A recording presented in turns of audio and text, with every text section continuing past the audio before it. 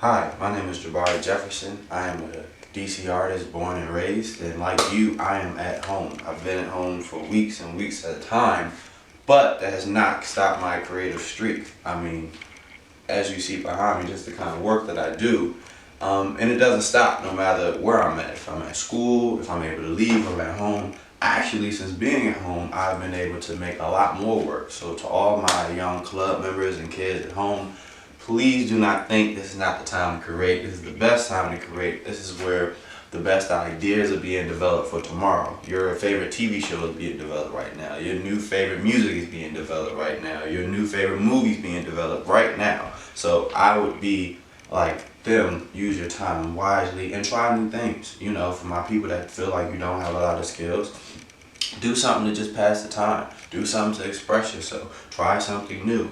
Figure out activities to do outside, but create. To my parents, there are plenty of activities you can do with your kids. I know you might be tired and sick of them, but even if you just want to preoccupy this time just a little bit and not be in front of the TV, I highly suggest getting your kids involved in art. There are plenty of resources that we have at our disposal, right? Plenty of YouTube videos to teach you to do anything you want. And I'm not just talking 2D drawing, I'm talking about creating, I'm talking about do-it-yourselves. Or you could be like me and really step into it and really get involved and invested. So we will be back soon. Clubs will be open soon, and me and wonderful other artists will be waiting for you to teach. But in the meantime, in between time, let's stay creative while we're at home. Let's keep our brain going. Let's keep our tools sharp. Let's keep our hand going. And I love and cannot wait to see all the beautiful things that our kids create. And feel free to look me up too as well. And just know that we are with you with love and support. Thank you. So, we're going to get started here. First thing you want to do is you want to make sure you have all your materials. I have my pencil sharpener with me, I have my eraser, and I'm specifically using tools that seem super accessible, right? These are tools that you might have around the house, except for the drawing pencils. Now, they come in different grades, as you see. I'm showing you the different values.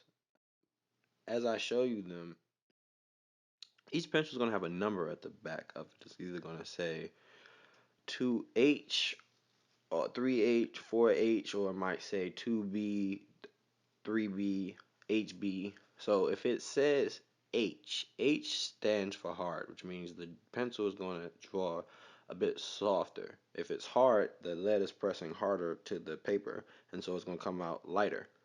If it says B, it's going to come out darker. B is for black. B pencil, only because I want to make sure everyone can see everything that I'm doing.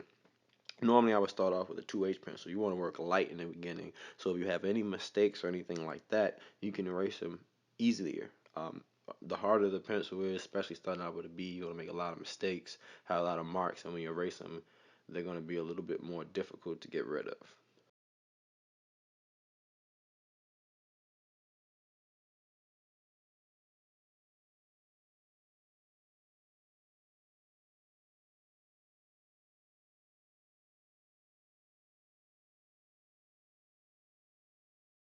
So, starting off, I want to start off with an oval, right? I want to just do a basic face. I'm making this face up, and you want to create yourself a template. So the oval is designed to be your overall template to represent the skull. The top of the skull, top of the oval is the top of the skull, right? That's where the hair would be. Bottom of the oval is the chin. Now, oval doesn't really matter. Don't worry about making it super perfect or anything. Notice I don't really use my eraser, especially in this point, because you're going to get rid of it anyway. Then you want to create yourself some guidelines. I have a guideline going through the nose, where the nose is going to be, and where the eyes are going to be. And be quick about the guidelines because, I'm being quick just to show you how easy it is. And you want to start mapping where everything's going to go. So, and I'm going to pause it right now toward the middle of the oval. You don't want the line to be too far at the top of the oval, like most people do when they think they're approaching the face, because the top of the oval is the top of the skull. So you want to put it in the middle of the skull because the top would be where your forehead is, your hairline is, and they have to have room for that. So the middle of your skull is where your eye would actually be. So what I'm doing now is I just mark where one eye is, and I measured it out, and I'm going to mark the other. Now the reason I measured it because everything is kind of mathematical. So when I put a line, the size of the eye should be able to fit in the middle of both your two eyes, right? So what I mean is when you're drawing an eye, so you start off with one eye, whatever measurement of that eye is, it should be able to fit in between both eyes. That's the amount of space you need. Now, when you're doing somebody specific, it could either be a little closer or a little wider, but for conversation purposes and teaching purposes, it's pretty much fits in between. So that's a good measuring tool that'll always help you out. So I measure that and I just mark where both my eyes are.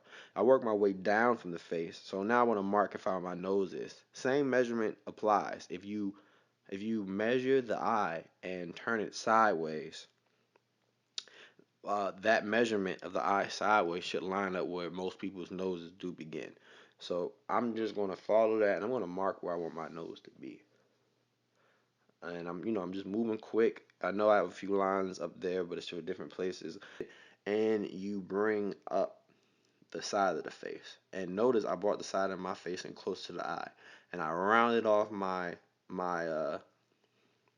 top of my skull. And notice I left the top of my skull the same. Now you don't want to change the top and bottom part of the head because that's actually is going to be the length of the head, right? You want to keep that.